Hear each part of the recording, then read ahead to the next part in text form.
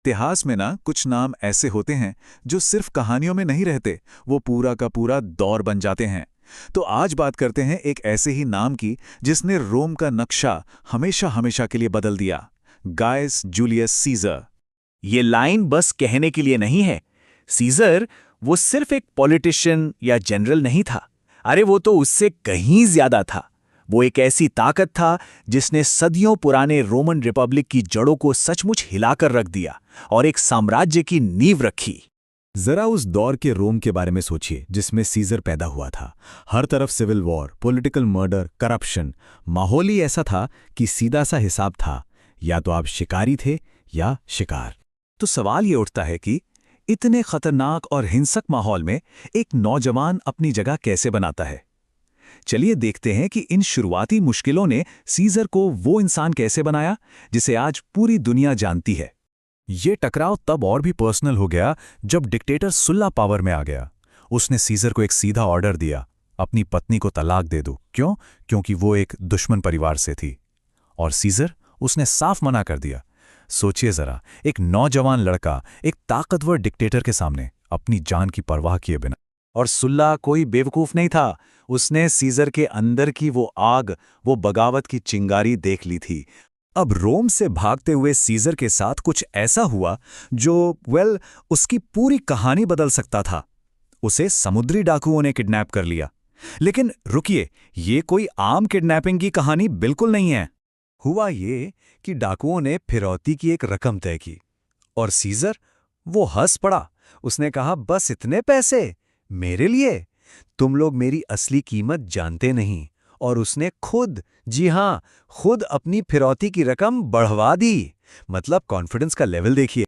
और ये सिर्फ खोखली बातें नहीं थीं। जब तक वो कैद में था, वो उन डाकुओं पर ऐसे हुक्म चलाता था जैसे वो कैदी नहीं बल्कि उनका लीडर हो। और जैसे ही वो रिहा हुआ, उसने अपनी एक छोटी सी नेवी तैयार की, उन डाकुओं को ढूंढ निकाला और जैसा वादा किया था उन्हें सूली पर चढ़ा दिया। इस एक घटना ने सबको साफ कर दिया था कि सीजर मजाक नहीं करता। तो इस सब के बाद सीजर रोम वापस लौटा और अब वो तैयार था पॉलिटिक्स के उस खतरनाक खेल के लिए जहां कोई किसी का सगा नहीं होता। लेकिन उसने तय कर लिया था कि ये खेल अब उसके नियमों पर खेला जाएगा। सीजर को एक बात बहुत अच्छे से समझ आ गई थी, रोम में पावर चाहिए तो जनता को खुश रखो, सिंपल। उसने लोगों का दिल जीतने के लिए बड़े बड़े खेलों पर, पब्लिक फंक्शंस पर पानी की तरह पैसा बहाया, और ये सारा पैसा कर्ज पर लिया गया था। ये एक बहुत बड़ा जुआ था, लेकिन सीजर को पता था कि आखिर में सत्ता ही सबसे बड़ा इनाम होगी। जल्द ही सीजर को यह भी एहसास हुआ कि वो अकेला ये सब नहीं कर सकता। तो उसने रोम के दो और सबसे शक्तिशाली लोगों के साथ मिलकर एक सीक्रेट डील की। एक ऐसा गठबंधन बनाया जिसका मकसद था सीनेट को साइडलाइन करके असली पावर अपने हाथ में लेना। और ये कोई ऐसी वैसी टीम नहीं थी। इस तिकड़ी में थे सीजर, जिसके पास था पब्लिक सपोर्ट, पॉम्पे, रोम का सबसे महान जनरल जिसके पास थी आर्मी, और क्रैसस, रोम का सबसे अमीर आदमी जिसके पास था पैसा ही पैसा। सोचकर देखिए, पॉपुलैरिटी, मिलिट्री पावर और पैसा, जब ये तीनों एक साथ आ जाएं तो वो अजेय हो जाते हैं। और उन्होंने मिलकर रिपब्लिक की सत्ता को अपनी मुट्ठी में कर लिया था।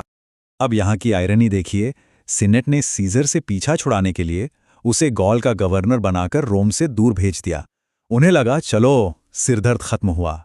लेकिन ये उनकी जिंदगी की सबसे बड़ी गलती साबित हुई। 1-2 साल नहीं, पूरे 10 साल सीजर ने पूरे 10 साल गॉल में बिताए। रोम की पॉलिटिक्स की चिकचिक से दूर उसका फोकस बस एक ही चीज पर था, लड़ना और जीतना। और इन 10 सालों का नतीजा क्या निकला? 50 से ज्यादा कबीलों को हराया, रोम की सीमाओं को अटलांटिक महासागर तक पहुंचा दिया। ये कोई छोटी मोटी बात नहीं थी, ये एक हिस्टोरिक मिलिट्री अचीवमेंट थी। तो अब सीन ये था कि जो सीजर रोम से गया था वो अब एक बिल्कुल अलग इंसान बन चुका था। उसके पास अब 2 सबसे बड़ी ताकतें थी। एक ऐसी सेना जो लड़ाइयों में तप कर निकली थी और जो सिर्फ और सिर्फ उसी के लिए वफादार थी, और इतनी दौलत कि वो ऐसी कई सेनाएं खुद खरीद सकता था। अपनी जबरदस्त जीत को उसने खुद 3 शब्दों में समेट दिया था जो आज तक इतिहास में अमर हैं: वेनी, विडी, विची। मैं आया, मैंने देखा, मैंने जीत लिया, बस इतना ही। गॉल में मिली इस जबरदस्त कामयाबी ने ना रोम का पूरा पावर बैलेंस ही बिगाड़ दिया। वो जो ट्रायम्विरेट था वो टूट चुका था, क्रैसस मारा जा चुका था। अब रोम के अखाड़े में सिर्फ 2 सुपर पावर बची थीं, पॉम्पे और सीजर। सीजर की ताकत अब आसमान छू रही थी। वो अब सिर्फ एक पॉलिटिशियन नहीं था, वो एक वॉर हीरो था, एक जीता जागता लेजेंड जिसे उसकी आर्मी भगवान की तरह पूजती थी। और जैसे जैसे उसकी ताकत बढ़ रही थी, वैसे वैसे रोम में बैठे सीनेट का डर भी बढ़ता जा रहा था, क्योंकि अब उन्हें एक हीरो नहीं बल्कि एक आने वाला डिक्टेटर नजर आ रहा था। तो अब पूरे रोम के सामने बस एक ही सवाल था, आखिर सीजर है कौन? रोम का रक्षक जिसने उसे दुश्मनों से बचाया, या रोम का होने वाला तानाशाह जो रिपब्लिक को हमेशा के लिए खत्म कर देगा? अब वो सिर्फ एक जनरल नहीं था, नहीं, वो एक नायक बन चुका था, लोगों का हीरो। लेकिन रोम के सेनेट की नजरों में वो सबसे बड़ा खतरा था। देखिए, पहले रोम में पावर का एक बैलेंस था, एक तिकड़ी थी जिसने सब कुछ संभाल रखा था, लेकिन अब वो टूट चुकी थी। 53 ईसा पूर्व में क्रैसस की मौत के साथ ही ये पूरा गठबंधन बिखर गया, और फिर सीनेट ने एक बहुत बड़ा दांव खेला। उन्होंने सीजर के ही पुराने दोस्त पॉम्पी को रोम का अकेला रखवाला घोषित कर दिया। सीजर को एक सीधा और साफ संदेश दे दिया गया कि अब वो अकेला है। तो सीनेट का ये जो आदेश था ना, ये सिर्फ एक ऑर्डर नहीं था, अरे ये तो एक जाल था, क्योंकि बिना सेना के रोम लौटने का मतलब क्या था? इसका मतलब था सबके सामने बेइज्जती, झूठे मुकदमे और शायद मौत। सीधी सी बात है, सीनेट उसे बिल्कुल निहत्थ था और कमजोर देखना चाहती थी। अब सोचिए सीजर के बारे में। वो एक ऐसे मोड़ पर खड़ा था जहां दोनों ही रास्ते तबाही की तरफ जाते थे। एक तरफ सीनेट के सामने सर झुका दो और अपनी राजनीतिक मौत को गले लगा लो, और दूसरी तरफ बगावत कर दो और पूरे गणराज्य को एक भयानक गृह युद्ध की आग में झोंक दो। कोई आसान रास्ता नहीं था। और अब हम कहानी के उस मोड़ पर आते हैं, उस एक पल पर जिसने सिर्फ सीजर की जिंदगी ही नहीं बल्कि पूरे रोमन इतिहास का रुख हमेशा हमेशा के लिए बदल दिया। रूबिकॉन नदी सुनने में तो बस एक छोटी सी नदी का नाम लगता है ना, लेकिन रोमन कानून के हिसाब से ये कोई आम नदी नहीं थी। ये एक लक्ष्मण रेखा थी, इटली की वो पवित्र सीमा जिसे कोई भी जनरल अपनी पूरी सेना के साथ पार करने की हिम्मत नहीं कर सकता था। और अगर किसी ने ऐसा किया तो उसका मतलब सिर्फ एक था, देशद्रोह। और वहीं उस नदी के किनारे अपनी सेना के साथ खड़े होकर सीजर ने वो शब्द कहे जो इतिहास में अमर हो गए, एलिया याक्ता एस्ट, मतलब पासा फेंका जा चुका है, अब जो होना है होकर रहेगा। फैसला हो चुका था, वापसी के सारे दरवाजे बंद हो चुके थे। बस वो एक कदम और सब कुछ बदल गया। जैसे ही सीजर की पहले सैनिक ने रूबिकॉन नदी के पानी को छुआ, गृह युद्ध की आग भड़क चुकी थी। और ये 500 साल पुराने रोमन गणराज्य के अंत की शुरुआत थी। अब सीनेट को क्या लगा? उन्हें लगा कि उन्होंने सीजर को फंसा लिया है, घेर लिया है, लेकिन वो सीजर की रफ्तार को बिल्कुल भी नहीं जानते थे। सीजर ने पलटकर ऐसा हमला किया, इतनी बिजली की तेजी से कि किसी को यकीन ही नहीं हुआ। सीजर की स्पीड वाकई में हैरान करने वाली थी। शहर के शहर बिना लड़े अपने दरवाजे खोल रहे थे। पॉम्पी के अपने सैनिक उसका साथ छोड़कर सीजर से आ मिल रहे थे, और आम लोग, वो तो एक हीरो की तरह उसका स्वागत कर रहे थे। नतीजा, पॉम्पी घबरा गया और सीनेट के साथ उसे रोम छोड़कर ग्रीस भागना पड़ा। तो अब वक्त आ गया था असली मुकाबले का। साल था 48 ईसा पूर्व। जगह थी ग्रीस में फार्सल्स का मैदान। दोनों सेनाएं आमने सामने। एक तरफ पॉम्पी जिसके पास सैनिक ज्यादा थे और सीनेट का पूरा सपोर्ट था, और दूसरी तरफ सीजर जिसके पास कुछ ऐसा था जो ज्यादा कीमती था, सालों से उसके साथ लड़ने वाले, उसके लिए जान देने वाले वफादार सैनिक। और फार्सलस के मैदान में क्या हुआ? अनुभव ने संख्या को मात दे दी। सीजर की छोटी लेकिन अनुशासित सेना ने एक ऐसी जबरदस्त रणनीति अपनाई कि पॉम्पी की विशाल सेना को कुचल कर रख दिया। ये एक निर्णायक जीत थी, और पॉम्पी वो बस अपनी जान बचाकर मिस्र की तरफ भाग निकला। लेकिन पॉम्पी का अंत बहुत दुखद और शर्मनाक हुआ। मिस्र के राजा ने सोचा कि वो सीजर को खुश कर देगा, तो उसने पॉम्पी की हत्या करवा दी। पर जब पॉम्पी का कटा हुआ सिर सीजर के सामने लाया गया तो सीजर खुश नहीं हुआ। कहते हैं वो रो पड़ा और उसने कहा, ये मेरा दुश्मन नहीं था, ये रोम का एक बेटा था। तो ठीक है, लड़ाई खत्म हुई, सीजर जीत गया, पर अब सवाल यह था कि वो रोम पर राज कैसे करेगा। और यहीं पर हमें उस जनरल का एक बिल्कुल अलग ही रूप देखने को मिलता है। देखिए, जीत के बाद रोम में सब यही सोच रहे थे कि अब बदले की आग भड़केगी, खून खराबा होगा। लेकिन सीजर ने सबको हैरान कर दिया। उसने एक नई पॉलिसी अपनाई, क्लेमेंशिया, यानी दया की नीति। उसने अपने सबसे बड़े, सबसे कट्टर दुश्मनों को भी माफ कर दिया। हाँ, इस फैसले ने उसे लोगों के बीच बहुत लोकप्रिय बना दिया, लेकिन इसी फैसले ने अनजाने में उसके भविष्य के लिए एक बहुत खतरनाक बीज भी बो दिया था।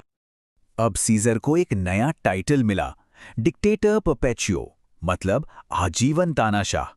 और उसने काम भी शुरू कर दिया। बहुत बड़े बड़े सुधार किए, जैसे कि रोमन कैलेंडर को ठीक किया, टैक्स सिस्टम को पूरी तरह बदल दिया, ज्यादा लोगों को रोमन नागरिकता दी। एक तरह से उसने रोम का चेहरा ही बदल दिया। लेकिन इन बदलावों से जो पुराना अमीर तबका था ना, वो बहुत ज्यादा नाराज हो गया। सीनेट के लिए ये सिर्फ पावर छीनने की बात नहीं थी, नहीं, ये उससे कहीं ज्यादा था।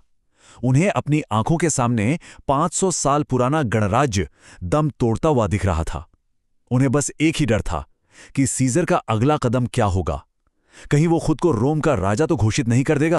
और इसी डर ने एक साजिश को जन्म दिया। और सबसे दुख की बात जानते हैं क्या थी? इस साजिश को लीड वही लोग कर रहे थे जिन्हें सीजर ने अपनी दया की नीति के तहत माफ किया था, जिन्हें जीवन दान दिया था। और उनमें ब्रूटस भी शामिल था, वही ब्रूटस जिसे सीजर अपने बेटे जैसा मानता था। तो अब कहानी एक बहुत ही अजीब मोड़ पर आ खड़ी हुई थी।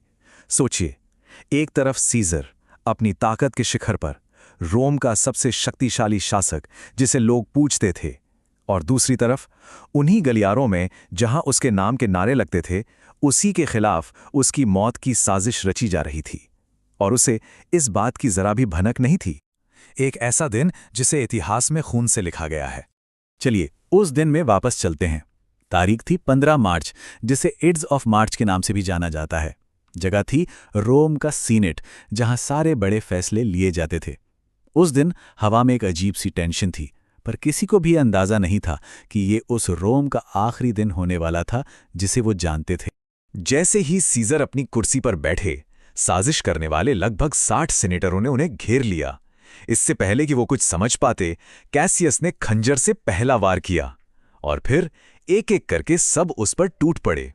कहते हैं कि उस भीड़ में सीजर की आंखें बस एक ही इंसान को ढूंढ रही थीं, ब्रूटस को। बाद में पता चला कि सीजर के शरीर पर चाकुओं के 23 निशान थे। 23। ये कोई आम कत्ल नहीं था, ये एक पैगाम था। ये उस डर का सबूत था जो रोम के सीनेट में सीजर के नाम से फैल चुका था। लेकिन सवाल यह है कि आखिर इतना डर क्यों? जूलियस सीजर तो रोम का हीरो था, फिर उसी के साथियों को उससे ऐसी क्या दहशत हो गई थी? वजह थी ये उपाधि, डिक्टेटर परपेचुओ, यानी आजीवन तानाशाह। इस एक टाइटल ने सीजर को रोम का सबसे ताकतवर इंसान बना दिया था।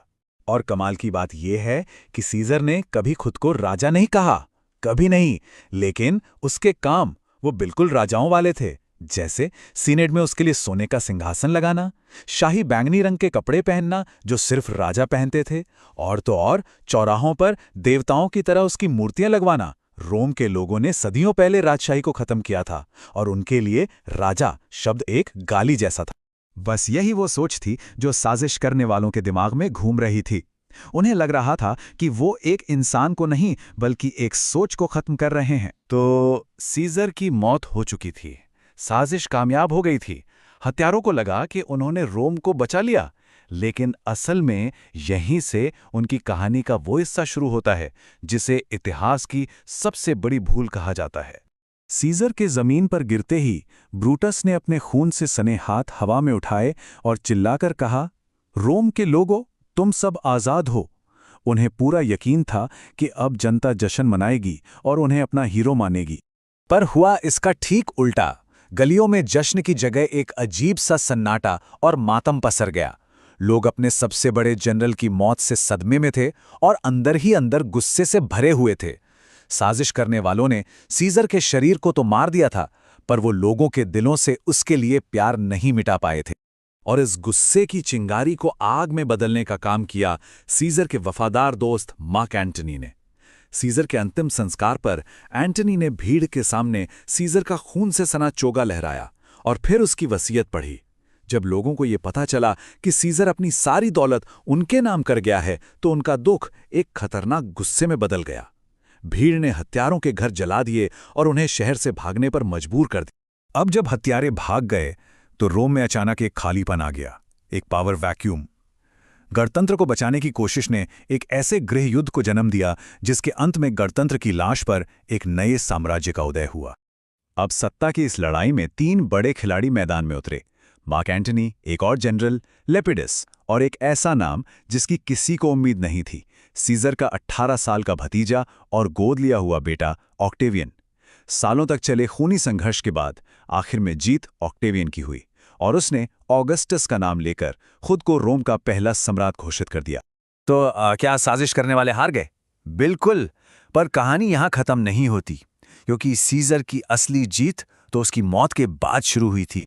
सीनेटरों ने उसे राजा बनने से तो रोक दिया था, लेकिन उसकी मौत ने उसे उससे भी कहीं बड़ा बना दिया। इतना बड़ा कि उसका नाम सीजर अब सिर्फ एक नाम नहीं रहा, बल्कि शासक या सम्राट का दूसरा नाम बन गया। सोचिए, 2000 सालों तक जर्मनी के राजा खुद को काइसर और रूस के सम्राट खुद को जार कहते रहे, और ये दोनों ही शब्द सीजर से निकले हैं। और आखिर में जूलियस सीजर की कहानी हमें बस यही सिखाती है। उसके हत्यारों ने उसके शरीर को तो खत्म कर दिया, लेकिन उन्होंने उसके विचार को हमेशा के लिए अमर बना दिया। वो एक ऐसा इंसान था जिसकी मौत ने उसे एक लेजेंड में बदल दिया, हमेशा हमेशा के लिए।